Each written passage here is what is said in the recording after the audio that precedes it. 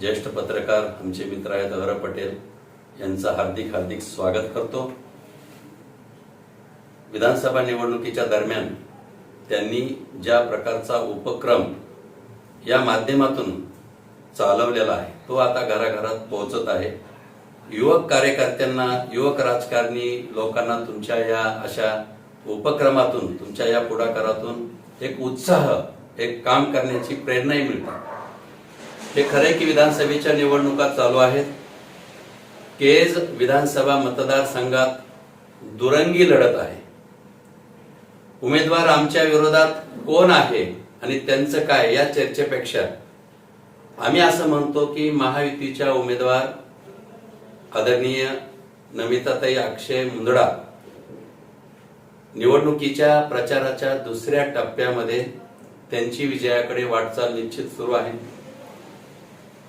एक गोष्ट लक्षात घेतली पाहिजे की हा मतदारसंघ स्वर्गीय गोपीनाथरावजी मुंडे साहेब, स्वर्गीय युगलताई मुंदडा यांच्यावरती प्रेम करणार आहे। आमच्या नेत्या, लोकनेत्या आदरणीय पंकजाताई मुंडे असतील किंवा माजी खासदार डॉक्टर प्रीतमताई मुंडे असतील, या मतदारसंघातील वर्षानुवर्ष मुंदडा कुटुंबियावर प्रेम केलेले सर्वसामान्य माणसांनी, आणि तीच शिदोरी घेऊन तुम्ही बघा नमिताताई पुढे जात आहे। पंकजाताई म्हणाल्या की मी फक्त एक तिकीट मागितलं आणि मी ती तिकीट आणलेलं आहे, त्यामुळं केज मतदारसंघामध्ये भाजपाच्या सर्व कार्यकर्त्यांनी मी उभी आहे असं समजून कामाला लागा। त्याचा इम्पॅक्ट तुम्हाला दिसतोय केज मतदारसंघामध्ये? ही गोष्ट खरी आहे की नमिताताईच्या कामाची पद्धत, नेतृत्व म्हणून पंकजाताईंनी स्वतः पाहिली की 5 वर्षात 2019ला नमिताताईवर विश्वास पंकजाताईने टाकला आणि त्यांना उमेदवारी दिली, निवडूनही आणलं। आणि आता 5 वर्षामध्ये त्यांनी काय केलं की या मतदारसंघात ग्रामीण भाग असो किंवा शहरी भाग असो, विकासाची चळवळ त्यांनी राबवली। तुम्ही बघा 2019ला आमदार त्या झाल्या, पण या राज्यामध्ये सरकार आमचं नव्हतं। नमिताताईला अवघं 2 वर्षाचा, 2.5 वर्षाचा कालावधी मिळाला आणि या कालावधीमध्ये त्यांनी विकासाच्या प्रश्नावर विधानसभेत वेळोवेळी आवाज उठवला। या मतदारसंघात काम करताना, सामाजिक कार्य करत असताना ज्येष्ठ नेते आमचे मार्गदर्शक नंदुशेठ मुंदडा, ज्यांना आम्ही काकाजी म्हणतो, यांच्या मार्गदर्शनाखाली त्यांनी कोविड काळात केलेली अभूतपूर्व कामगिरी, या संकटामध्ये सर्वसामान्य जनतेच्या मदतीला धावून कोण आलं तर या ठिकाणी मुंदडा कुटुंब धावून आलेलं आहे। मग नंदुशेठजी असतील, अक्षयभाई असतील आणि आमदार असतील, एक पायामध्ये भिंगरी बांधून त्यांनी मागच्या 2 वर्षामध्ये या मतदारसंघामध्ये 2000 कोटी विकासाची कामं केली। नाही, कामं केले। माझा प्रश्न काय होता की पंकजाताई यांनी जी भूमिका घेतली त्यानंतर तुम्हाला केज मतदारसंघामध्ये जो नाराज गट आहे तो सक्रिय झाल्याचं वाटतंय तुम्हाला? कारण 2 दिवसापूर्वी तुमच्याच या निवासस्थानी पंकजाताईंनी ज्या नाराज ग्रुपची समजूत काढली आणि कामाला लागले असं तुम्हाला वाटतंय का?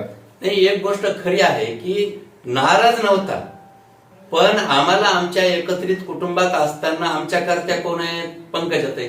मग पंकजाताईच्या समोर काही विषयाची उहापोह त्यांनी केला, पण हे खरं आहे की पंकजाताईनं काय सांगितलं की नमिताताई निवडून आल्या पाहिजेत, या मतदारसंघात कमळ निवडून आलं पाहिजे आणि सर्वांनी मिळून एक संघपणे काम करा।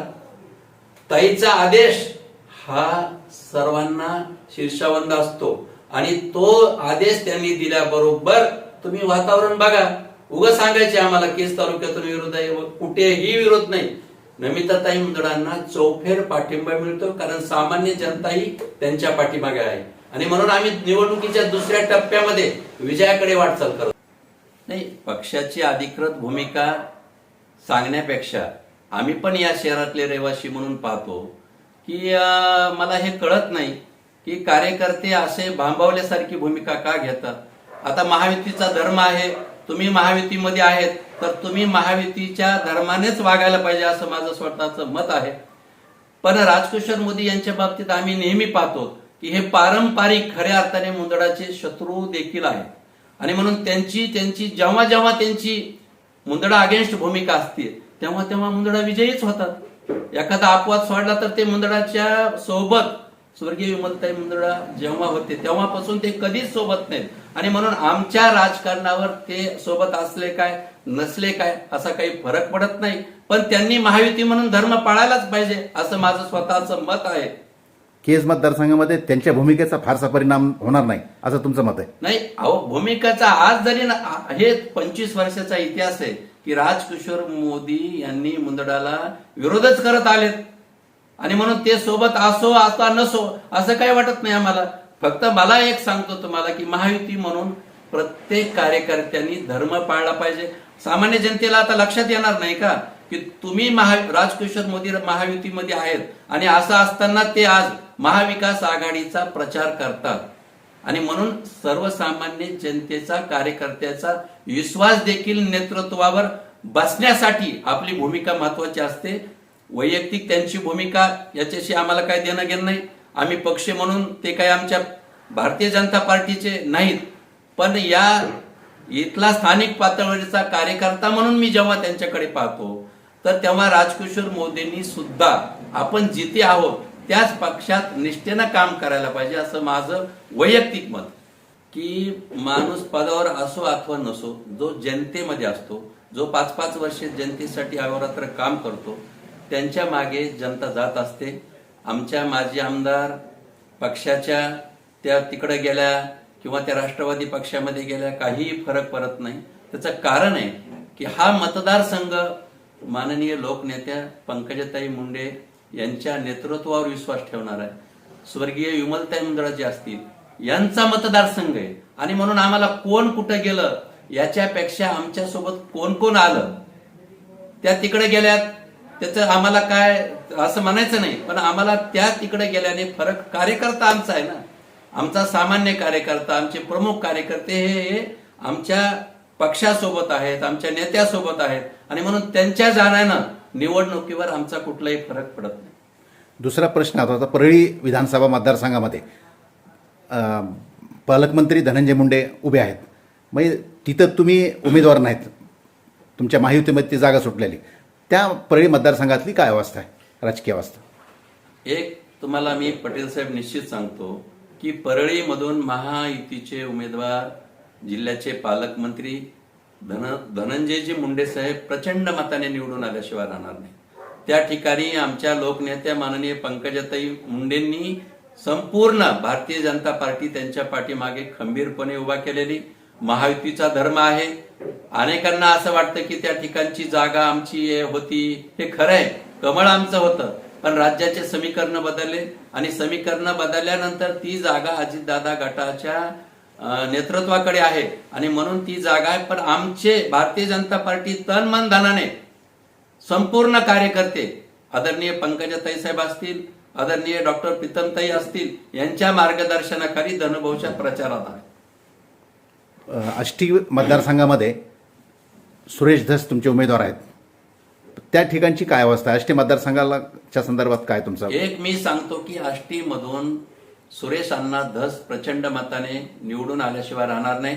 आजच तिथं आदरणीय पंकजाताईची जाहीर सभा होणार आहे, आणि पंकजाताईची जाहीर सभा म्हणजे विजयाची जाहीर सभा.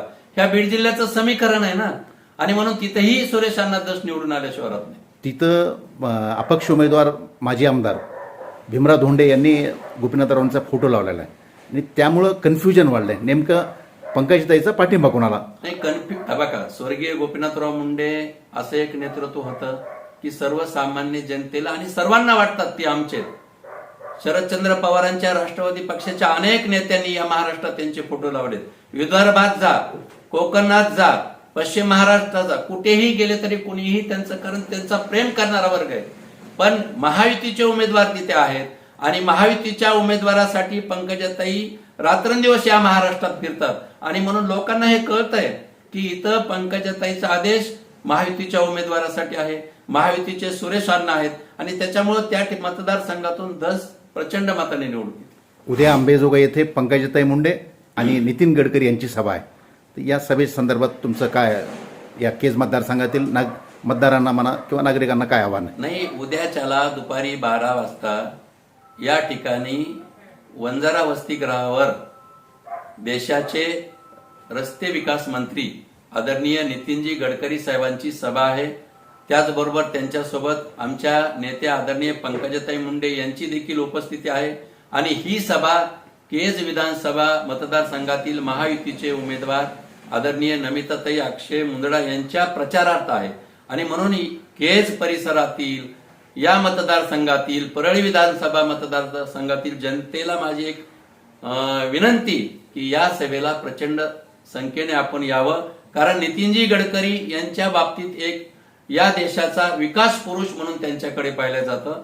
आपल्या भागामध्ये जेवढे राष्ट्रीय महामार्ग झालेले आहेत हे त्यांच्याच प्रयत्नातून माननीय पंकजाताई असतील, डॉक्टर प्रीतमताई असतील खासदार असताना, नमिताताई असतील या मतदारसंघात यांच्या पुढाकाराने महामार्ग मोठे मोठे झालेले आहेत. आणि म्हणून गडकरी साहेबांचं आज या ठिकाणी येणं असेल उद्याचं आणि त्यांचे विचार ऐकण्यासाठी विरोधक सुद्धा मोठ्या प्रमाणावर येतील असं मला वाटतं.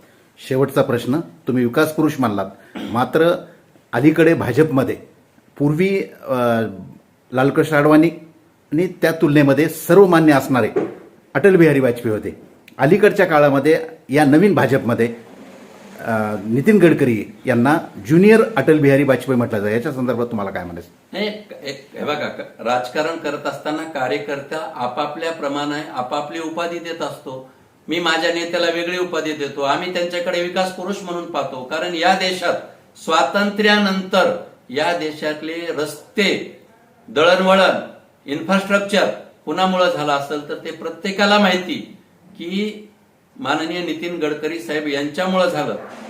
मराठवाड्यातील पहा, बीड जिल्ह्यातील पहा. आणि म्हणून कोणीही गडकरी साहेबांचं नाव याच्यासाठी म्हटलं जातं की ते पक्षाची लाईन सोडून सुद्धा स्पष्टपणे बोलणारा व्यक्ती आहे. जी अटल बिहारी वाजपेयींची जी शैली होती, अटल बिहारी वाजपेयींना विरोधक सुद्धा ऍक्सेप्ट करायचे, त्यांचं विचार ऐकायचे. त्याच पद्धतीने नितीन गडकरी यांनी जे जेव्हा त्यांचं भाषण असतं ते तेव्हा स्पष्टपणे बोलतात. त्यामुळं अटल बिहारी वाजपेयींची त्यांच्यामध्ये त्या बोलण्यामध्ये प्रतिकृती दिसते. या संदर्भात असं तुम्हाला वाटतं? हे खरंय की अटलजी असतील, माननीय अडवाणीजी असतील किंवा माननीय आताचे पंतप्रधान नरेंद्रजी मोदी असतील, आपल्या नेतृत्वाकडे पाहून त्यांच्या आदर्शानुसार काम करणारे नेते असतात. गडकरी साहेब त्यापैकीच आहेत. आणि म्हणून आपले निष्ठा. पण गडकरी साहेब तुम्ही बघितलं पाहिजे की गडकरी साहेब परखड का बोलतात? कारण ते वैयक्तिक विचार सुद्धा त्यांच्या समाजासाठी आदर्श देणाऱ्यापैकी आहेत. आणि म्हणून मी काय सांगितलं तर समाज आदर्श घेतो हे त्यांनाही माहिती. आणि म्हणून त्यांचे विचार ऐकण्यासाठी ठिकठिकाणी देशाच्या कानाकोपऱ्यात सर्वसमावेशक लोक येतात.